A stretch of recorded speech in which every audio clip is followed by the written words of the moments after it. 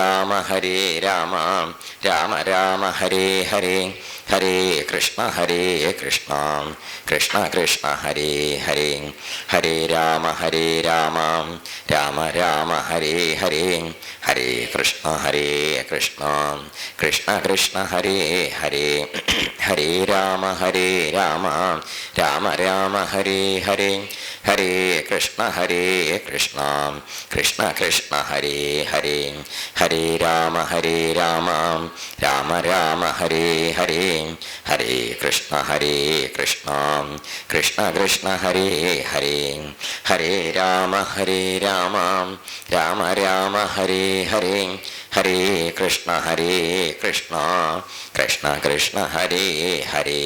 സർവത്ര ഗോവിന്ദനാമ സങ്കീർത്തനം ഗോവിന്ദ ഗോവിന്ദ. ഭരദ്വാജ മഹർഷിയുടെ ആശ്രമത്തിൽ ഭരതനും സംഘമായിട്ട് വന്ന ഭരതൻ അവിടെ താമസിച്ചു. പട്ടാളം ചതുരംഗപ്പടയുണ്ട്, ഗുരുനാഥന്മാര്, പുരോഹിതന്മാര്, മന്ത്രിമാര് എല്ലാവരും ചേർന്ന് വന്ന് താമസിച്ചു. മഹർഷിയുടെ അതിഥികളായിട്ടാണ് അവർ താമസിച്ചത്. അത് കഴിഞ്ഞ് പോരുമ്പോഴാണ് അമ്മമാരെ കുറിച്ചൊന്നും അറിയണം, എല്ലാവരെയും ഞാൻ പരിചയപ്പെട്ടിട്ടില്ല എന്ന് പറഞ്ഞപ്പം ആ അമ്മമാരെ പറഞ്ഞ് പരിചയപ്പെടുത്തി കൊടുത്തു. അപ്പം അമ്മമാരെ പറഞ്ഞ് പരിചയപ്പെടുത്തി കൊടുത്തപ്പോൾ നമ്മൾ കണ്ടു കൗസല്യയെക്കുറിച്ച് പറഞ്ഞതും സുമിത്രയെക്കുറിച്ച് പറഞ്ഞു, വളരെ നന്നായിട്ടാണ് പറഞ്ഞത്. അത് കഴിഞ്ഞിട്ട് പറഞ്ഞത് എന്താ വെച്ചാൽ കൈകേയിയെ കുറിച്ച് പറഞ്ഞപ്പം വളരെ മോശമായിട്ട് പറയുകയും ചെയ്തു. എന്താ വെച്ചാൽ ഈ ക്രോധന എന്നൊക്കെ പറഞ്ഞിട്ട് ആ സമ്പ്രദായത്തിൽ കുറേ ഈ ദുഷ്ട സ്ത്രീ കാരണമാണ് ഈ ദുരിതമൊക്കെ ഉണ്ടായത് എന്നൊക്കെ അങ്ങനെ തന്നെ പറഞ്ഞു ഭരതൻ ഈ വർത്തമാനം പറഞ്ഞപ്പോൾ അമ്മമാരെ കുറിച്ചൊക്കെ മനസ്സിലാക്കി വെച്ചതായ ഭരദ്വാജ മഹർഷി പറഞ്ഞു, ഉണ്ണിയെ ഇത് കേട്ടപ്പം എന്നിട്ട് ശ്വാസം നേരെ നിൽക്കണില്ലേ അമ്മയെക്കുറിച്ച് ഇത് പറഞ്ഞപ്പോഴേ ഭരതനോട് പറയും ചെയ്തു, ഭരദ്വാജോ മഹർഷി സ്തം ബ്രുവന്തം ഭരതം തത്. ഇങ്ങനെ പറഞ്ഞ ഭരതനോട് മഹർഷി പറഞ്ഞു, എന്താ പറഞ്ഞത്, ന ദോഷേണ അവഗന്തവ്യ കൈകേയി ഭരത ത്വയാ എന്ന് പറഞ്ഞു. ഭരത നീ കൈകേയിയെ കുറിച്ച് ഇങ്ങനെ പറയരുത് കേട്ടോ ഇനി എന്ന് പറഞ്ഞു. എന്താ പറഞ്ഞത്, അമ്മ കൈകേയിയെക്കുറിച്ച് ദോഷേണ അവഗന്തവ്യ എന്ന ഈ ജാതി മട്ടിൽ ഇനി ദോഷം കണ്ടുള്ള മട്ടിൽ സംസാരിക്കരുത് കൈകേയിയെക്കുറിച്ച്. അതിൻ്റെ ശേഷം പിന്നെ ഭരതൻ എന്ത് ചെയ്തിട്ടില്ല, ഒരാളോടും സംസാരിക്കുമ്പം ആരെക്കുറിച്ച് നിന്ദിച്ച് പറയാറില്ല, അമ്മയെക്കുറിച്ച് പറയാറില്ല. അതാരും നിയന്ത്രിച്ചതാണ് ഈ മഹർഷി. കാര്യം എന്തായാലും അമ്മയെക്കുറിച്ചൊന്നും അങ്ങനെ പറയാൻ പാടില്ല എന്നുള്ളതുകൊണ്ടാണ്. എന്നാൽ ദോഷേണ അവഗന്തവ്യ കൈകേയി ഭരത ത്വയാ, താൻ നീ എന്ത് പറയരുത് അമ്മയെക്കുറിച്ച് പറയുമ്പം നന്നായിട്ട് പറഞ്ഞില്ല വെച്ചാൽ എന്ത് പറയരുത്, മോശമായിട്ട് പറയാൻ പാടില്ല എന്ന് പറഞ്ഞ് ചട്ടം കെട്ടിയപ്പോൾ അന്ന് അങ്ങനെ അവരെന്തേണ്ടായിച്ചാൽ അവിടെ താമസിച്ച് പിറ്റേന്നാൾ പുറപ്പെട്ട് പ്രയ്യോ അവിടുന്ന് പോന്നു. പറഞ്ഞ മാതിരി ഭരതൻ പോയതും രാമൻ പോയ വഴി കൂടി തന്നെയാണ് പോയത്. അപ്പം അത് വിസ്തരിച്ച് പറയേണ്ട. അവരെന്താ വെച്ചാൽ നമുക്ക് വനാനി തുവ്യതിക്രമ്യ ജുഷ്ടാനി പക്ഷിഭേ, പക്ഷികളും മൃഗങ്ങളും നിറഞ്ഞ കാട്ടിക്കൂടിയൊക്കെ നടന്ന് കയറി അവരങ്ങനെ കയറി പോയി അവിടെ മഹദ്വനന്തൽ പ്രതികാഹമാനാര രാജസേന ഭരതസ്യ. അതുണ്ടായത് ആ ഭരതൻ്റെ സേന കാട്ടിക്കൂടി ഇങ്ങനെ പോകുമ്പം ഒരു പ്രത്യേക സമ്പ്രദായം ഉണ്ടായത്. മനുഷ്യന്മാർ ധാരാളം ഉണ്ടാവുമല്ലോ, സേനയല്ലേ, അപ്പം അതുകൊണ്ട് കാട്ടിലെ ജന്തുക്കളൊക്കെ എന്ത് ചെയ്യും, ഇളകി മറിഞ്ഞ് ഒച്ചപ്പാടുണ്ടാക്കി ഓടിപ്പാഞ്ഞു പോകുമല്ലോ. അങ്ങനെ അവർ പോയി ചിത്രകൂട മാർഗത്തിൽ കൂടി സഞ്ചരിച്ച് പോകുന്ന എവിടെ എത്തി, മഹർഷിമാരെ താമസിക്കുന്നതായ വിശിഷ്ടമായ പുണ്യഭൂമിയായിട്ടുള്ള ആ ചിത്രകൂടം എന്ന് പറഞ്ഞ സ്ഥലത്തെത്തി. അപ്പോൾ ഈ ചിത്രകൂടം എന്ന് പറഞ്ഞ ഭാഗത്ത് എത്തിയപ്പോൾ എന്തുണ്ടായി വെച്ചാൽ ഇവർ ഇങ്ങനെ രാമൻ അവിടെയാണല്ലോ താമസിക്കണത്. അപ്പം അങ്ങോട്ട് പോകുമ്പോൾ ഇവർ പർവ്വതത്തിൻ്റെ മുകളിൽ അപ്പോൾ ചിത്രകൂടം എന്ന് പറഞ്ഞ മഹാകേമായ പർവ്വതമാണ്. വൃക്ഷങ്ങളും വള്ളികളും ചെടികളും അതുപോലെ സസ്യങ്ങൾ, പുഷ്പങ്ങൾ, അങ്ങനെ ഫലങ്ങൾ, പലജാതി പ്രത്യേകതകളൊക്കെയുള്ള മനോഹരമായ ഒരു സ്ഥലമാണ്. എന്ത് അതാണ്. അപ്പം ആ പുണ്യമായ സ്ഥലത്തേക്ക് പർവ്വതത്തിൻ്റെ മുകളിൽ നിന്ന് വെള്ളം ഇങ്ങനെ അരുവികളൊക്കെ ഒഴുകി വരുന്നത് വളരെ വിശേഷമായിട്ട് കണ്ട് മനസ്സിലാക്കേണ്ട ഒരു സ്ഥലം കൂടിയാണ് ഈ ചിത്രകൂടം. ഈ ചിത്രകൂട പർവ്വതത്തിൽ അവിടെ ആയിട്ട് വെള്ളച്ചാട്ടങ്ങളും ഉറവകളും അരുവികളും ഒക്കെ കണ്ട് സന്തോഷമായിട്ട് അവരിങ്ങനെ പോവുകയാണ്. അങ്ങനെ പോകുന്ന സമയത്ത് ഈ രാമനും ലക്ഷ്മണനും സീത എന്തേ ചെയ്യണമെന്ന് വെച്ചാൽ അവർ ചിത്രകൂടത്തിൽ താമസാക്കിയിട്ട് കുറച്ച് ദിവസമായില്ലോ. അപ്പം അവർ ഈ ചിത്രകൂടത്തിൽ താമസിച്ചും കൊണ്ട് ചിത്രകൂടമൊക്കെ നടന്ന് കാണണു, അവിടെ ഇവിടെയൊക്കെ എങ്ങനെ സഞ്ചരിക്കണു. അങ്ങനെ ഈ ചിത്രകൂടത്തിൻ്റെ ഭംഗിയും വെള്ളച്ചാട്ടവും പക്ഷികളുടെയും മൃഗങ്ങളുടെയും പാട്ടും പഴങ്ങളും ചെടികളും പൂക്കളും ഒക്കെ ആസ്വദിച്ച് ഏതാണ്ട് അവർ കാട്ടിലാണ് താമസിക്കുന്നത് എന്ന ആ ദുരിത അവസ്ഥ ഏതാണ്ട് എന്ത് ചെയ്തിട്ടുണ്ട്, അതിനോട് യോജിച്ച് ഇപ്പം ഒരു വേവലാതിയൊക്കെ മാറിയിട്ടുണ്ട്. അന്യനാട്ടിൽ ഒരു കാട്ടിലെത്തിപ്പോയി ആരും ഇല്ല ഇവിടെ എന്നുള്ള വേവലാതിയൊക്കെ മാറിയിട്ട് അവരെന്താ ഇപ്പോൾ ചെയ്തു എന്നാണെങ്കിൽ പറയും, ഈ കാട്ടിലിങ്ങനെ താമസിച്ചുകൊണ്ടിരിക്കുന്ന സമയത്ത് ചിത്രകൂട പർവ്വതത്തിൻ്റെ മുകളിൽ സീതയോടും ലക്ഷ്മണനോടും കൂടി രാമൻ ഇങ്ങനെ സഞ്ചരിച്ച് ഒരാസ്വാദനമൊക്കെ ഉണ്ടായി. ഭംഗിയൊക്കെ കണ്ടപ്പോൾ ആസ്വദിക്കാൻ ആർക്ക് പറ്റുന്നുണ്ട്, രാമന് പറ്റണം. അതിൻ്റെ അർത്ഥം എന്താ, മനസ്സ് കുറേശ്ശെ ശാന്തമായിട്ടുണ്ട്. കാരണം എന്താ ചോദിച്ചാൽ അച്ഛൻ്റെ വിവരങ്ങളൊന്നും ആർക്കറിയില്ല. രാമനറിയില്ല, സീതയ്ക്കറിയില്ല, ലക്ഷ്മണനറിയില്ല. അപ്പം ആകെ ഒരു വ്യസനം, കൈകയിച്ചറിയാമോ ഇങ്ങനെയൊരു സംഗതി കാണിച്ചൂലോ എന്നൊരു വേദന അല്ലാതെ കണ്ട് അച്ഛൻ്റെ വിവരങ്ങൾ അറിയായോണ്ട് ആ വിവരത്തെക്കുറിച്ചുള്ള ദുഃഖമില്ല. അപ്പം അതുകൊണ്ട് എന്താ വെച്ചാൽ ഇങ്ങനെ അങ്ങനെ ഗുഹാസമീർ നമുക്ക് ഗുഹയിലൊക്കെ ചെന്ന് കാറ്റിങ്ങോട്ട് വീശിയടിച്ച ബുബ് പറഞ്ഞ ശബ്ദം ഉണ്ടാവും, ഒച്ചപ്പാടും ബഹളം. പിന്നെ ഗന്ധാൻ നാനാ പുഷ്പഭവാൻ വഹാൻ, നല്ല കാറ്റത്ത് നല്ല പൂക്കളുടെ മണമൊക്കെ വരുന്നുണ്ട് കാട്ടിലെ, ഗംഭീരം തന്നെ. ഘ്രാണതർപ്പണമഭ്യേത്യ കന്നരം ന പ്രഹരിഷയേൽ, ഈ പൂക്കളും പഴങ്ങളൊക്കെ നിറഞ്ഞ കാട്ടിൽ ഏതെങ്കിലും മനുഷ്യൻ എത്തിപ്പെട്ട ആർക്കാ പിന്നെ സന്തോഷിക്കാണ്ടിരിക്കാൻ വയ്ക്കുക? ആര് ചോദിച്ചു? അത്രയ്ക്ക് സന്തോഷമാണേ. എന്നിട്ട് പറയുകയും ചെയ്തു, രാമൻ സന്തോഷം കൊണ്ട് സീതയുടെ അടുത്തും ഈ ലക്ഷ്മണൻ്റെ അടുത്തും പറഞ്ഞു, സീതയെ എൻ്റെ ലക്ഷ്മണ ഒന്നും പറയുകച്ചാൽ യദീഹ ശരദോനേകാസ്ത്വയാ സാർദ്ധമനിന്ദിതേ ലക്ഷ്മണേന ച വത്സ്യാമി നമാം ശോക പ്രധക്ഷ്യതി. രാമൻ പറഞ്ഞതാ, എൻ്റെ സീതയെ പറയുകച്ചാൽ യദീഹ ശരദോനേകാസ്ത്വയാ സാർദ്ധം, നിൻ്റെ കൂടെ ഇനിയിപ്പോൾ ഒരു 100 ഒരു 125 അനവധി കാലം ഇവിടെ ഇങ്ങനെ കഴിച്ചു കൂട്ടിയാൽ നീയും ലക്ഷ്മണൻ എൻ്റെ കൂടെ ഉണ്ടെച്ചാൽ ഹൈ അതൊരു രസമാവും കേട്ടോ. എന്നാ ശോക പ്രധക്ഷ്യതി, എൻ്റെ അടുത്തേക്ക് എന്ത് വരില്ല, ദുഃഖത്തിൻ്റെ ഒരു ലാഞ്ചന എനിക്കുണ്ടാവില്ല. അത്രയ്ക്ക് രസാപ്പം ഇവിടെ, അങ്ങനത്തെ കേമായ സ്ഥലമാണ്. അപ്പോൾ ചിത്രകൂടത്തിൽ അവരങ്ങോട്ട് ഗംഭീരമായിട്ട് ആസ്വദിച്ച് താമസിച്ചു. പർണശാലയൊക്കെ കെട്ടിയുണ്ടാക്കിയിട്ടേ താമസിച്ചുകൊണ്ടിരിക്കുന്ന കാലത്ത് അവിടെയാണെങ്കിൽ എന്താണെന്നാണെങ്കിൽ ഈ രാത്രി സമയത്ത് ഈ ധാരാളം ഔഷധച്ചെടികളൊക്കെയുള്ള പർവ്വതമായതുകൊണ്ട് രാത്രി സമയമാകുമ്പോൾ ഇതൊക്കെ മിന്നിത്തിളങ്ങും. ഏത് ചെടികളൊക്കെ മിന്നി, അതൊക്കെ കാണാൻ നല്ല ഭംഗിയാണ്. പണ്ടൊക്കെ നമ്മൾ നല്ല പൊട്ടിച്ചൂട്ട് എന്നൊക്കെ കേട്ടിട്ടില്ലേ? എന്ത് ചൂട്ട്, പൊട്ടിച്ചൂട്ട് എന്നൊക്കെ പറഞ്ഞ ഒരു കൂട്ടം അങ്ങനെ ഓരോ ചെടികൾ മിന്നുന്നതും തിളക്കമൊക്കെ ഉണ്ടാവും. അതൊക്കെ ആയിട്ട് അങ്ങനെ ഗംഭീരമായിട്ട് കഴിഞ്ഞു. അപ്പോഴാണ് ഈ ഇതിൻ്റെ ഇവിടുന്ന് നോക്കിയാൽ എന്ത് കാണാം? ഗംഗ ഇങ്ങനെ ഒഴുകി വരുന്നത്, അതും കാണാം. നല്ല ഭംഗിയായി കുന്നിൻ്റെ മുകളിൽ നിന്ന് കാണാനേ. ഓ ഒന്നും പറയേണ്ട. മൃഗയൂഥ നിപീതാനി കലുഷാംഭംസി സമ്പ്രതം, ധാരാളം ആനകൾ, അതുപോലെ പന്നി, ഇതുപോലെ പലജാതി കാട്ടുജന്തുക്കൾ വന്ന് വെള്ളം കുടിച്ചു പോകുന്ന സ്ഥലങ്ങളും വഴികളൊക്കെ ഉണ്ട്. അതൊക്കെ തീർത്ഥാനി രമണീയാനി രതിം സഞ്ജനയന്തിമാം. സീതേ ഇതൊക്കെ കണ്ടിട്ട് എനിക്ക് സന്തോഷം കണ്ട് കണക്കില്ലാണ്ട് ഈ തടങ്ങി. ഏത് ഈ ഭംഗി കണ്ടിട്ടേ അങ്ങനെ കേമാണ്. അതുകൊണ്ട് ഉപസ്പൃശ്യ, അപ്പം എന്താ വെച്ചാൽ ഉപസ്പൃശം സ്ത്രിഷവണം മധുമൂലഫല, ഈ പഴങ്ങളും കായകളും കിഴങ്ങോളും അതുപോലെ കേമായ സ്ഥലം. നായോധ്യായൈ നരാജ്യായ സ്പൃഹയാമി ത്വയാ സഹ. അത് കുറച്ച് കൂടിപ്പോയി. എന്ത് ഇവിടെ ഇങ്ങനെ ഈ പഴങ്ങളൊക്കെ കഴിച്ച് സന്തോഷമായിട്ട് ഇവിടെ നല്ല നല്ല വെള്ളമൊക്കെ കുടിച്ച് ഈ പർണശാലയിൽ താമസിച്ച് മഹർഷിമാരെയും കണ്ട് തൊഴുത് നാമം ചൊല്ലി നമസ്കരിച്ച് സന്തോഷമായിട്ട് കഴിച്ചു കൂട്ടും എൻ്റെ കുട്ടിയെ പറയുക നായോധ്യായൈ നരാജ്യായ സ്പൃഹയാമി ത്വയാ സഹ. അയോധ്യ രാജ്യം ഒന്നും ഇപ്പം എനിക്കിപ്പോൾ ഒരു മോഹം ഇല്ല കുട്ടിയെ. ഇപ്പം അയോധ്യ ഉണ്ടച്ചാലും ഇല്ല വെച്ചാൽ ഇപ്പം എനിക്കിപ്പം അയോധ്യയിലേക്ക് ഉണ്ടായില്ല വെച്ചാൽ അതിനൊന്നും വിഷമമില്ല. എന്താ വെച്ചാൽ ഇവിടെ ഇപ്പം അങ്ങനത്തെ ഒരു വിഷമവും ഇല്ലല്ലോ, സന്തോഷമല്ലേ. കാര്യം ശരി തന്നെയാണ്. രാമനിപ്പം അങ്ങനത്തെ ഉത്തരവാദിത്തമൊന്നുമില്ല. എന്താ വേണ്ടു? കുളിക്കുക, ജപിക്കുക, ലേശം കഴിക്കുക, പിന്നെ ഹോമിക്കുക, പിന്നെ ഇത്തിരി മിണ്ടിയും പറഞ്ഞിരിക്കുക, പിന്നെ കിടന്നുറങ്ങുക, വീണ്ടും ഇതൊക്കെ തന്നെ. വലിയ ബുദ്ധിമുട്ടൊന്നുമില്ല. എന്നാൽ നാട്ടിലിപ്പോൾ അതല്ലല്ലോ കാര്യം. അപ്പം അതുകൊണ്ട് അച്ഛന് വലിയ സ്നേഹം എന്നോടില്ലേ. ചെപ്പിക്ക് അച്ഛൻ ഇങ്ങനത്തെ ഒരു സൗകര്യം തരുമോ വിശ്രമിക്കാൻ? എന്തിന്? നന്നായി, അത് വിഷമമില്ല. അപ്പം അങ്ങനെയൊക്കെ കിട്ടി വന്ന് ചേർന്ന അവസരം കഷ്ടാവസരമാണെങ്കിലും ആ അവസരത്തിനെ സന്തോഷാക്കിയാൽ തീർത്തു. നമ്മുടെ മനസ്സാണ് ഏത് സന്ദർഭങ്ങളെയും സന്തോഷാക്കണതും ദുരിതാക്കണതും. മനസ്സ് ശാന്തമാണ്, നല്ല തൃപ്തിയാണെന്ന് കുട്ടികളോ. ഏത് വിരുദ്ധ സന്ധ്യ വന്നാലും നമ്മൾക്ക് എന്ത് തോന്നും? സന്തോഷം തോന്നും. അതല്ല മനസ്സിലെന്തെങ്കിലും വൈഷമ്യങ്ങളുണ്ട്, വല്ല എന്തെങ്കിലും വൈകാരിക പ്രതിസന്ധി ഉള്ള സമയത്താണെങ്കിൽ എത്ര സന്തോഷം വന്നാലും നമുക്ക് എന്ത് തോന്നില്ല? ചുറ്റുപാടുള്ള സന്തോഷങ്ങൾ എന്നും സന്തോഷമായിട്ട് കണക്കാക്കി അനുഭവിക്കാൻ തോന്നില്ല. അപ്പം നമ്മൾ ലോകത്തിൽ അനുഭവിക്കുന്നത് എന്താണ്? അവനവൻ്റെ അകത്തെ ഭാവങ്ങളെയാണ് നമ്മൾ പുറത്ത്. നമുക്കിപ്പോൾ എത്ര 12 കോടി ലോട്ടറി കിട്ടി ഇന്ന് രാവിലെ ആരോ പറഞ്ഞു. അമ്പോ പിന്നെ നമ്മളെല്ലാവരോടും ചിരിച്ചും കൊണ്ട് എന്താ കാരണം? എല്ലാവരോടും വലിയ ലോഹ്യം. അപ്പം ആളുകൾ പറയും ചെയ്തു, അദ്ദേഹത്തിന് എന്താ വയ്യായി എന്തെങ്കിലും ഉണ്ടാവോ? മനുഷ്യനെ കണ്ടാൽ മിണ്ടാത്ത ആളാണല്ലോ എന്നൊക്കെ പറയില്ലേ. എന്താ നമുക്ക് അങ്ങനെ തുറന്ന എല്ലാവരോടും നമുക്ക് മറ്റേ ജാതി കിട്ടിയില്ലേ? അപ്പോൾ വൈകുന്നേരം മറ്റോ പറഞ്ഞു കിട്ടിയിട്ടില്ല, മറ്റോ നോണ പറഞ്ഞതാണെന്നും പറഞ്ഞു. അപ്പോഴേക്കും നമുക്ക് എല്ലാവരോടും തുടങ്ങി എന്ത് ദേഷ്യപ്പെടാൻ തുടങ്ങി. എന്ത് പറയുമ്പോഴും ദേഷ്യപ്പെടുക. ഊണ് കഴിക്കണ ചോദിച്ചു വെള്ളം ദേഷ്യപ്പെട്ടു. എന്ത് എന്താ കാരണം? ഉള്ളിൽ നിരാശ വന്നേ, കിട്ടിയെന്ന് വിചാരിച്ച് നഷ്ടപ്പെട്ടു. അപ്പം എന്തുണ്ടായി? അപ്പം മനോഭാവത്തിൻ്റെ പ്രത്യേകതയാണ് നമ്മളെ നയിക്കണത്. അപ്പോൾ ഇത്രയും നേരം പണം നമുക്ക് കിട്ടിയിട്ടില്ലെങ്കിലും കിട്ടി എന്നുള്ള വിചാരമാണ് നമ്മൾ എന്ത് ചെയ്തത്? സന്തോഷിപ്പിച്ചത്. പണം കിട്ടി വന്നപ്പോഴാണ് മനസ്സിലായത് വേണ്ടിയിരുന്നില്ല. നാട്ടുകാരൊക്കെ വന്ന് പടിപ്പരയിൽ നിൽക്കുക. എന്തിന്? ബന്ധുക്കൾ, ഇതുവരെ നമ്മൾ കണ്ടിട്ടില്ലാത്ത ബന്ധുക്കളൊക്കെ പുതിയതൊക്കെ ഇങ്ങനെ ഇന്നലെ പെറ്റതൊക്കെ ഉണ്ട് വന്ന് നിൽക്കണം. എന്തിന്? കണ്ടിട്ട് തന്നെ ഇല്ലേ നമ്മളെ ജാതികളായിരുന്നു. അതൊക്കെ ബന്ധുക്കളത്രേ.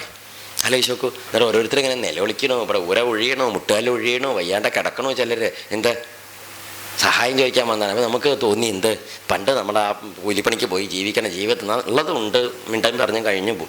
ശല്യം സ്വൈരക്കേടൊന്നും നേരെ പോക്ക് പറഞ്ഞാലേ. പണ്ട് ഏതൊരു ചെറുപ്പക്കാരൻ ലോട്ടറി കിട്ടിയപ്പോൾ പറഞ്ഞില്ല വേണ്ടിയിരുന്നില്ല എന്ന്. എന്ത് പണ്ടത്തെ ആ നിത്യവൃത്തി തന്നെയാണ് സന്തോഷം.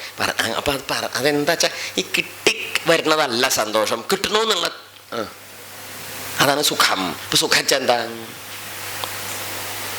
എന്നൊക്കെ ഈ നട്ടുവച്ചയ്ക്ക് ചോദിക്കാൻ വേണം. ഇപ്പോൾ സുഖം ചെന്താ? നമ്മൾ വിചാരിക്കും എന്തെങ്കിലും കിട്ടണതാണെന്ന്. കിട്ടണതൊന്നുമല്ല സുഖം. ദുഃഖം ചെന്താ?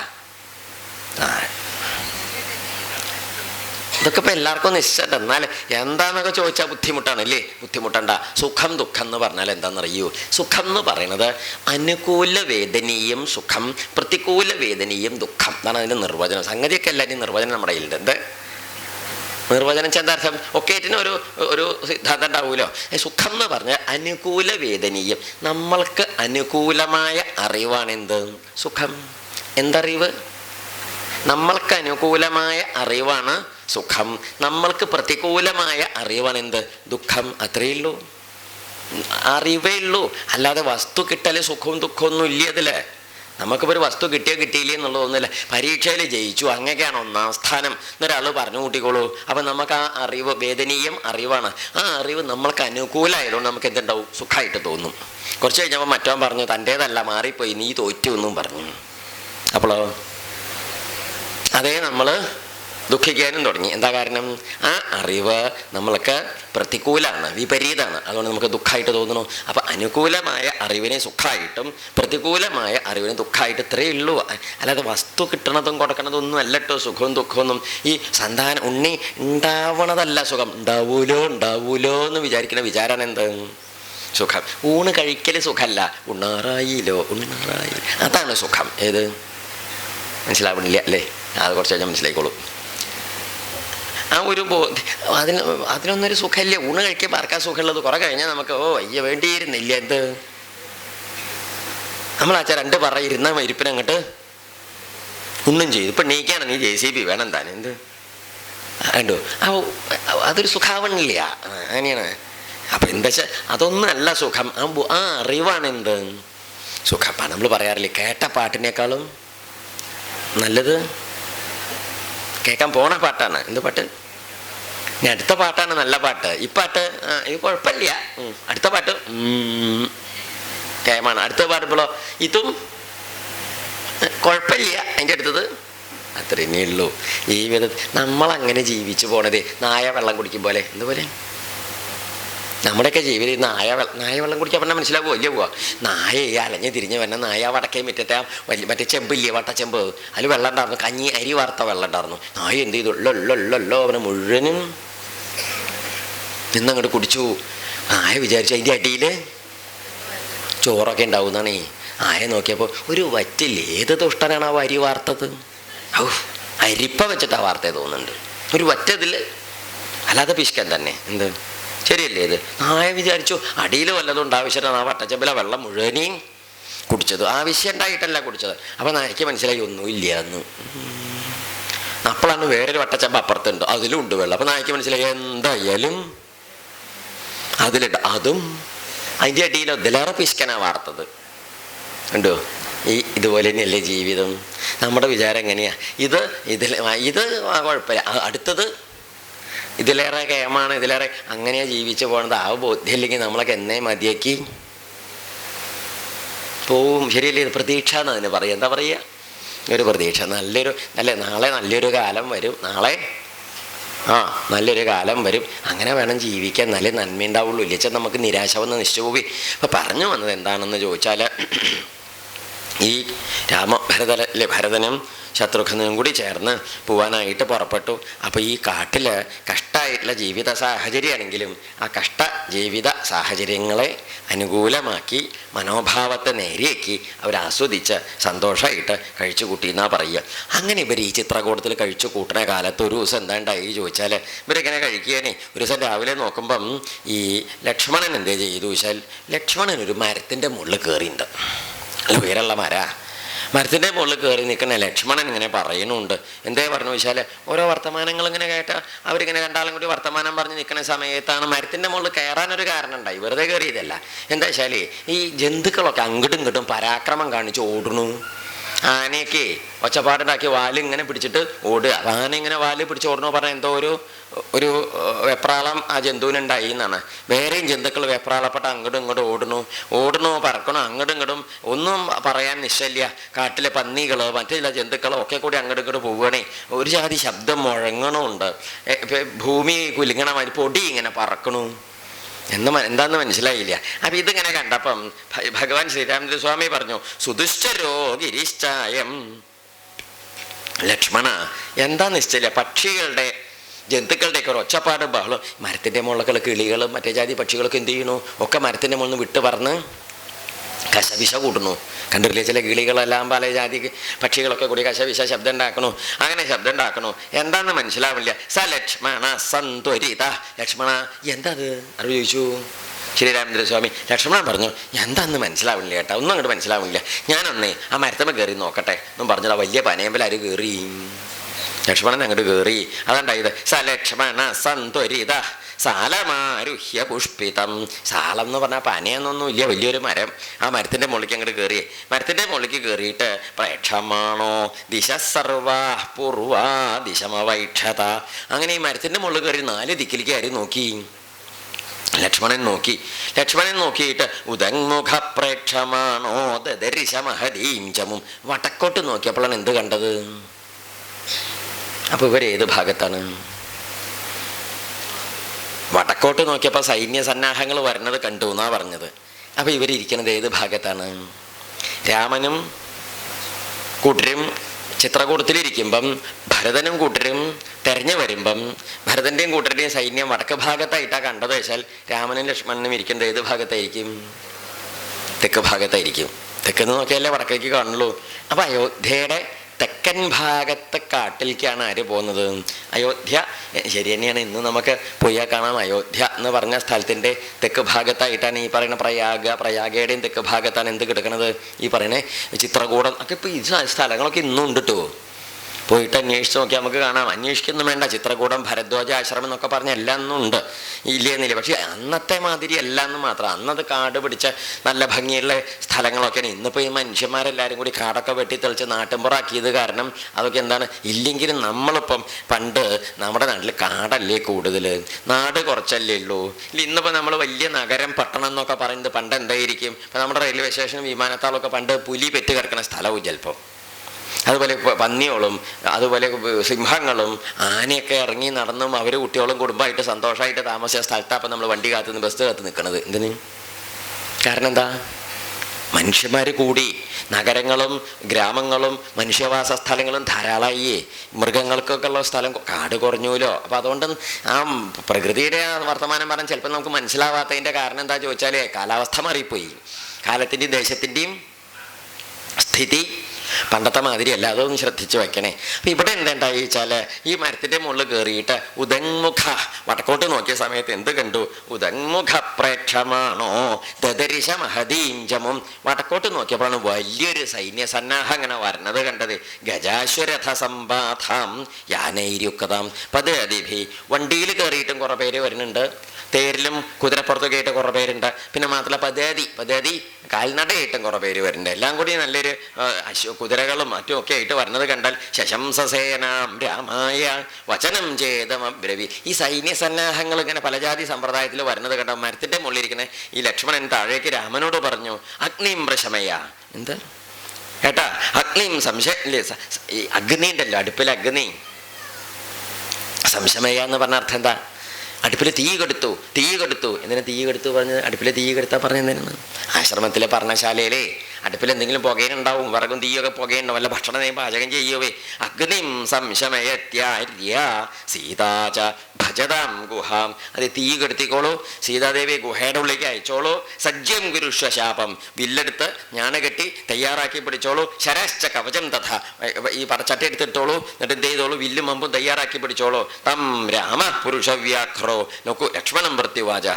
അപ്പം ഈ രാമനെ ലക്ഷ്മണൻ എന്താ പറയുക, തീ കെടുത്തു, സീതയെ ഗുഹയുടെ ഉള്ളിലേക്ക് പറഞ്ഞയക്കൂ, സുരക്ഷിതാക്കാനാണേ.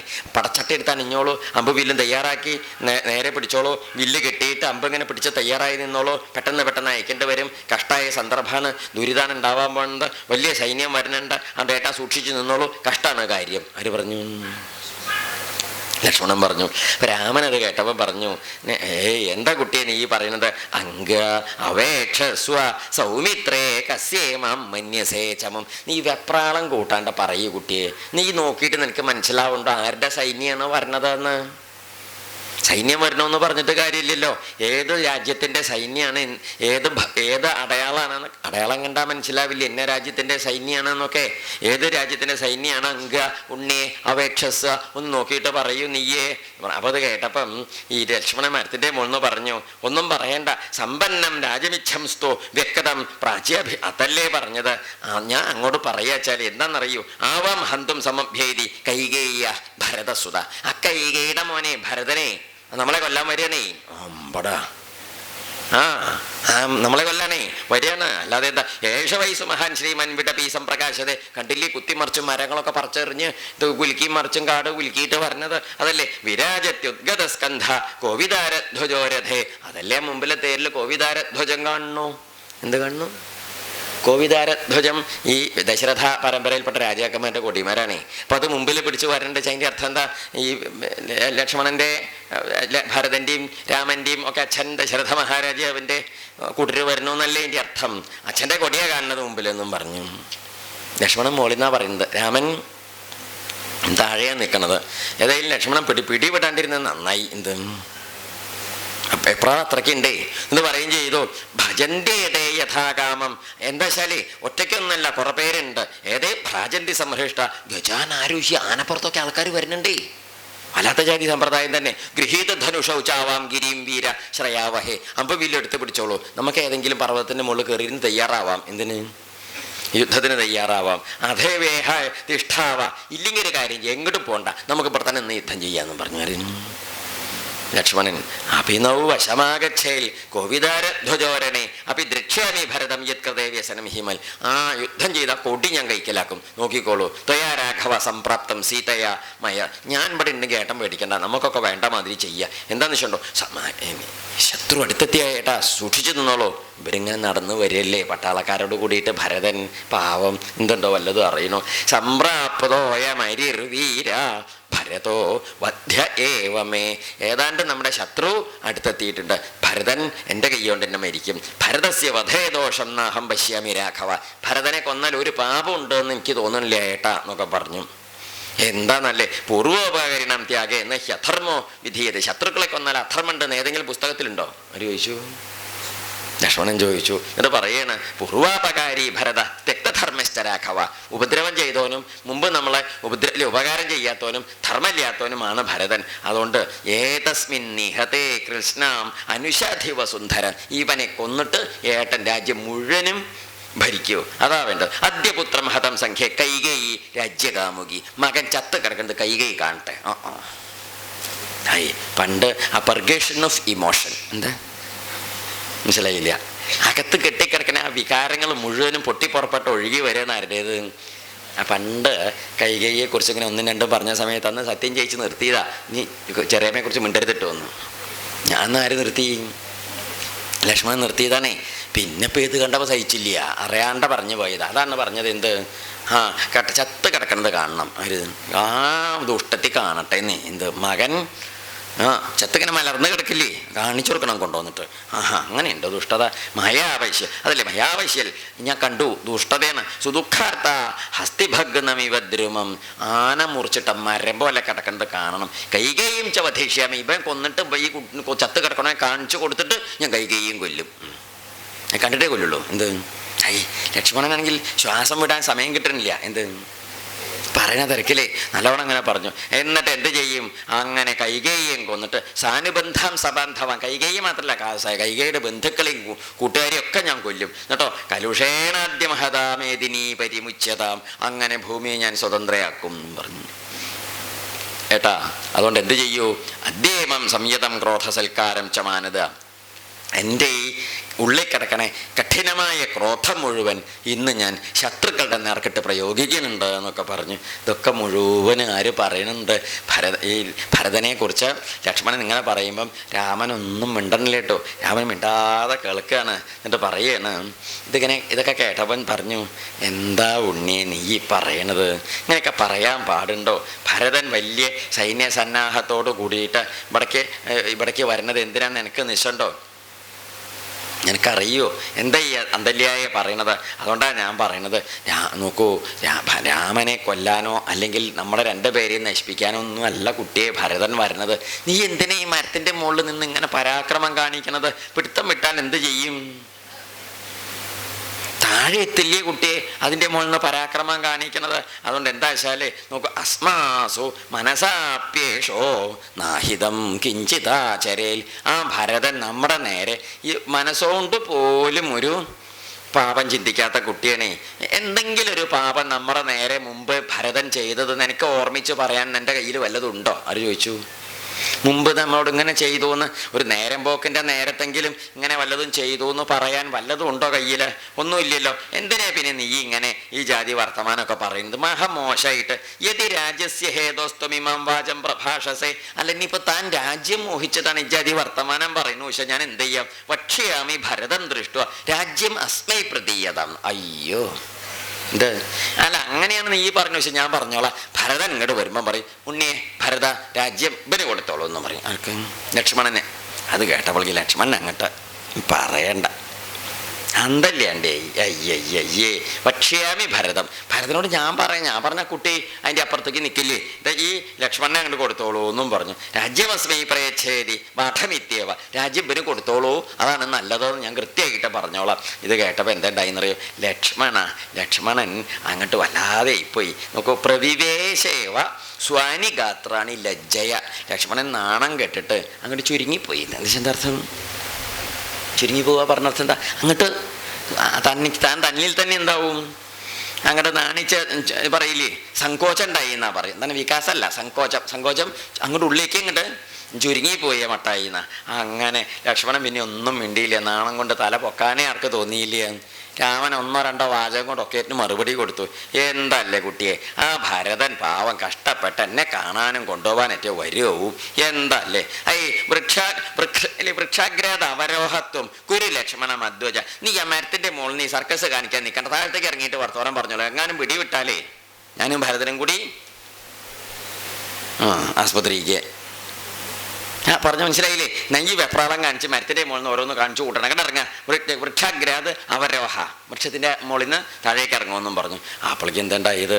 ലക്ഷ്മണൻ വേഗം മരത്തിൻ്റെ മുകളിൽ നിന്ന് ഇറങ്ങി തൊഴുത് അവിടെ നിന്നു. പിന്നെ ഒന്നും മിണ്ടിയില്ല. അപ്പോഴേക്ക് എന്താ വെച്ചാൽ ഈ ഭരതനും ശത്രുഘ്നനും ജ്യേഷ്ഠനെ കാണാനുള്ള കൗതുകം കൊണ്ട് സൈന്യവും സന്നാഹവും ഒക്കെ ഉണ്ട്.